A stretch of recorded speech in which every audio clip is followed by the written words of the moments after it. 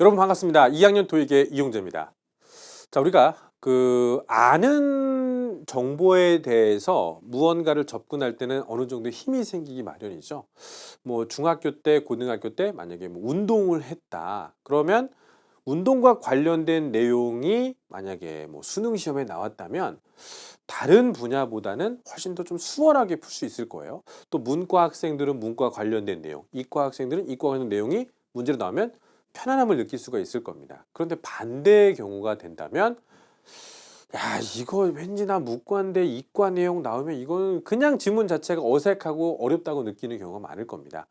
토익에서도요, 여러분이 좋아하는 분야의 단어들과 좋아하는 분야의 지문 나오는 건 아니겠죠? 그래서 조금 특정적이고 전문적인 분야의 단어들을 알게 되면 독해할 때 도움이 될 만한 어휘들을 오늘 한번 선별해 봤거든요. 지금 여러분들이 보시는 상황에서 이 optician이라는 단어가 무슨 뜻인지 혹시 아십니까? 이거는 안경사라고 하는 단어예요. 안경을 제작해 주는 사람들이겠죠. 이 단어를 아셨다면 요 밑에 crystal clear optical, 이게 안경원의 이름이겠죠.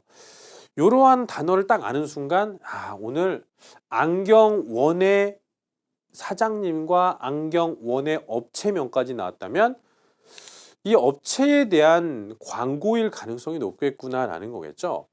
그래서 이 단어를 딱 보고 업체명인 것도 비슷하게 생겼어. 그런데 여기 보시면은 Our services not yet visited our clinic.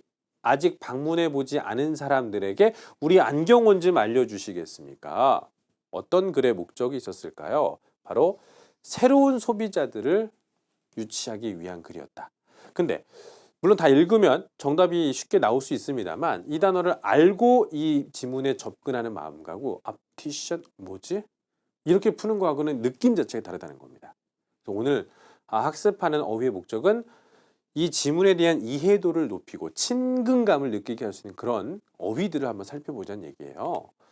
출판업에 종사하시는 분들은 다 아는 단어들인데 그렇지 않은 분들은 이 단어들 생소할 수 있습니다. editor, 원래 작가나 저자는 글을 쓰고요. 이게 바로 책으로 출간되는 게 아니고 한번 교정을 거쳐야 됩니다. 그거 해주는 사람들을 에디터라고 하는 거고요. 그러면 출판사나 신문사 같은 데다가 글을 써주는 사람을 컨트리뷰터라고 하는 겁니다.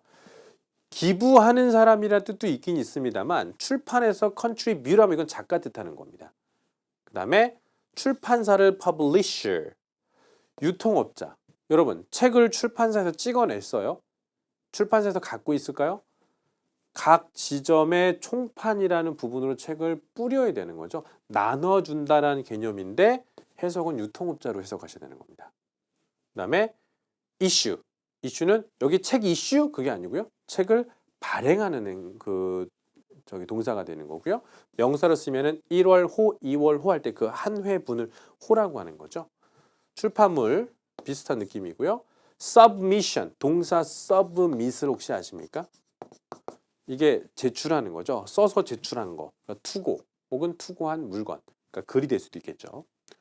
forward나 preface는 책을 다 쓰고 나서 책의 맨 앞 페이지에다가 작가의 의견이나 그죠? 네, 독자들에게 하고 싶은 말을 쓰는 것들을 서문이라고 하는 겁니다. 그러니까 forward, 그 다음에 다른 말로 preface. 이거를 단어들만 아시면 안 되고요. 이런 상황에서 쓰는 글이구나. 이거를 이해하셔야 되는 겁니다. 모르면 그 독해가 어렵게 느껴진다는 거죠. 두 번째는요. 사무와 서비스와 관련된 용어들 역시 아셔야 됩니다. counterpart란 단어는 내가 만약에 이 회사의 대리예요. 그러면은 저쪽에 전화하면서 저 그쪽 회사 대리 좀 바꿔주세요. 그러면은 your counterpart예요. 나와 똑같은 대응 관계에 있는 사람들을 카운터파트라고 하는 겁니다. 그죠? 네. 그래서 우리가 카운터 펀치라고도 하죠. 내가 이렇게 딱 매겼을 때 같이 딱 날리는 거. 그걸 카운터라고 하는 거예요.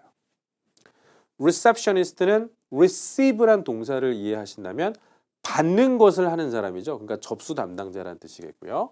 그다음에 liaison.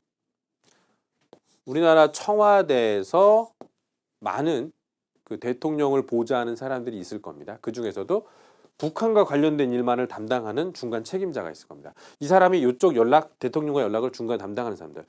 양측의 연결과 연락을 담당하는 사람들을 liaison이라고 합니다. 모르면 독해 갑자기 어려워집니다. 그다음에 courier.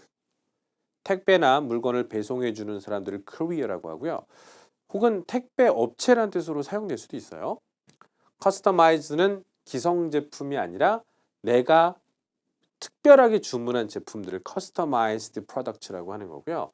cater라는 단어는 출장 뷔페를 생각하시면 됩니다. 그래서 물건을 제공하다는 뜻이거든요. 그래서 catering company가 나온다. 이거 분명히 무슨 행사나 연회가 있다는 뜻으로 그 독해 질문이 연결될 거라는 얘기죠. fee는 전문 수수료라는 뜻도 있습니다만 그렇지 않을 때도 많이 씁니다. 딜러십은 딜을 담당해 주는 곳이거든요. 특히나 자동차 대리점을 얘기할 때 쓰는 단어예요. 알면은 독해 지문의 내용 이해가 좀 편하다는 느낌 드실 것 같습니까? 마지막으로 문제점. 지문을 읽다 보는데 이게 지금 무슨 느낌인지 뉘앙스인지도 모르면 안 되겠죠. out of order. 오더는 질서 정연한 겁니다. 근데 거기를 밖으로 벗어난 거예요. 문제점이 생긴 거죠. out of stock. 스탁은 재고인데 재고가 바깥으로 나와 있는 상태, 재고가 부족한 겁니다. 없는 거예요. malfunctioning의 mal은 영어 bad와 같은 뜻, 그러니까 오작동. damaged, damage는 물건에 손상이 간 거죠. 그래서 파손된. wear and tear, 이거를 또 wear 하면 뭐 입는 거 생각하시는데 단 거를 우리가 wear라고 하는 겁니다. 그래서 wear and tear. defect, setback은 어떤 일을 진행하는 데 있어서 걸리는 느낌을 setback이라고 하는 거, 차질이라는 뜻이죠. inconsistency, consistency가 일치예요. 그럼 inconsistency는 불일치죠. 지금 고객한테 주문을 받은 거하고 내가 보낸 내역이 다른 거야. 큰일 나는 거죠. 문제점에 해당되는 거죠. 문제점 나오면 그 다음에 해결책으로 연결되는 또 글의 논리 구조가 자주 사용되고 있습니다. 자, 오늘 배운 이 어휘들의 목적은 단어들의 뜻을 전달하고자 함이 아닙니다. 이 단어들을 알았을 때 지문에 대한 친숙감이 생기면서 독해가 수월하게 되는 것을 목적으로 해서 제가 오늘 여러분들에게 설명드린 단어라는 거 잊지 마시고요. 독해에서는 뜻보다 단어의 상황을 이해할 수 있도록, 적응할 수 있도록 도와주는 것도 굉장히 중요하다는 것을 잊지 마시기 바라겠습니다. 지금까지 이용재였습니다.